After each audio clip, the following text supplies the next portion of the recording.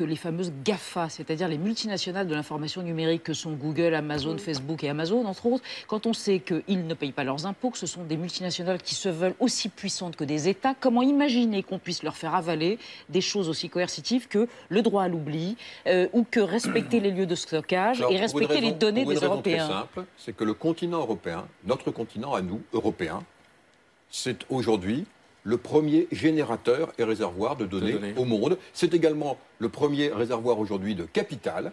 Le continent européen est un très grand continent. Nous avons 500 millions de concitoyens européens qui génèrent donc des milliards et des milliards de données. Eh bien aujourd'hui, nous disons tout simplement une chose avec mes collègues, notamment avec le président de SAP, M. Schnabe, nous disons qu'il faut simplement que l'on s'organise et qu'on crée. Pourquoi un Schengen? C'est-à-dire qu'on ait une approche qui soit à l'enceinte, dans l'enceinte finalement d'un certain nombre de pays qui vont accepter ces règles. Il y a évidemment la libre circulation totale des données, mais à l'extérieur, on les contrôle parce qu'on contrôle ceux qui rentrent et ceux qui sortent. C'est absolument pas antinomique avec le monde de l'Internet. C'est ouvert, sauf que quand on processe les données des Européens, on respecte un certain nombre de règles.